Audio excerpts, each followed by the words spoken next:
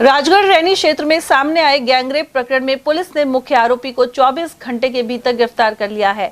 वहीं सहयोग करने वाले दूसरे आरोपी को भी पुलिस ने पकड़ लिया है। एडिशनल एसपी ग्रामीण प्रियंका रघुवंशी ने बताया कि मामले में मुख्य आरोपी राहुल सैनी को गिरफ्तार कर लिया गया है। साथ ही पीड़िता के बयान भी दर्ज हो गए हैं।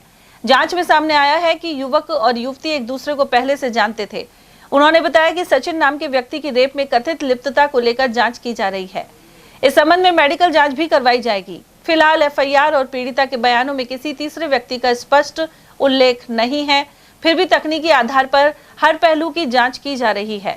पुलिस ने आरोपी के मोबाइल को एफएसएल भेजा है, जिससे यदि कोई डेटा डिलीट किया गया हो तो उसे रिकवर किया जा सके।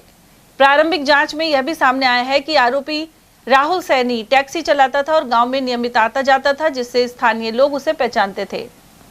जितना इस मुकदमे में अभी तक तफ्तीश हुई है, 3 दिन के अंदर 23 को मुकदमा पंजीकृत किया गया था और इसके अंदर एक आरोपी को तो जो है हमने 24 घंटे के भीतर ही गिरफ्तार कर लिया था। सारी एसओपीज, पीड़िता के 183 के स्टेटमेंट्स, मौका नक्शे की कार्रवाई और उसके बाद में जो हमारे पास एविडेंसेस रही, उससे मुख्य आरोपी जो था राहुल कुमार सैनी, बेजूपाड़ा दौसा का रहने वाला, इसको तो हमने विदिन 24 आवर्स जो है वो गिरफ्तार कर लिया था।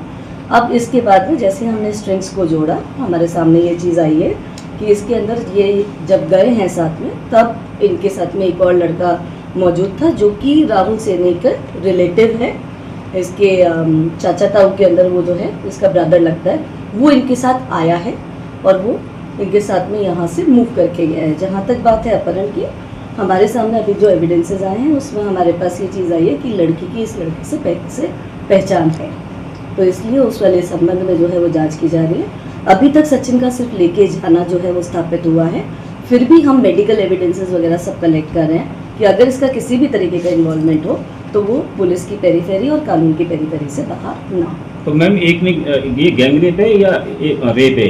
सब जब हम 376D की बात करते हैं पुराने के अंदर, जो अभी 70 के अंदर है, उसमें अगर आप किसी तरीके की मदद भी करते हैं तो वो इस परिभाषा के अंदर आ जाता है। जहाँ तक अभी तक बात है सेक्सुअल असॉल्ट के अंदर हमारे पास सचिन के लिए एविडेंसेस नहीं आए हैं और इसीलिए मैंने कहा है कि हम उसकी मेडिकल टेस्टिंग के लिए भी जाएंगे, ताकि अगर कोई मेडिकल एविडेंस अवेलेबल हो और जो अभी पेपर पे नहीं आ रखी हो, हम उसको भी अकोमोडेट करें। शुरुआती दौर पर 3 लोग बताए गए थे, या बता रहे 2 ही हैं। जितनी अभी एविडेंसेस आई एफआईआर के अलावा बाकी जितने भी स्टेटमेंट्स हुए हैं उसके अंदर कहीं पे भी तीसरे व्यक्ति का न तो पीड़िता द्वारा बताया गया है, न 180 ने न 183 के अंदर। इसलिए जो तीसरा है उसके लिए हमने टेक्निकल एविडेंस और कर हैं, अगर होगी तो ही माना जाएगा। अभी तक हमारे लिए जो मुलजिम है वो 2। मोबाइल में कुछ अश्लील वीडियो की बात आई सब, इसमें जितने भी आपत्तिजनक फोटोज़ की अगर मैं बात करूं तो वो सिर्फ पीड़िता जो हैं उन्हीं के हैं, जो उन्होंने एफआईआर में भी जिक्र किया है। उसके अलावा किसी के साथ में भी जो फोटोग्राफ्स हैं वो इस तरीके के नहीं हैं जिनको कि अपन ऑब्जेक्शनेबल बोलें।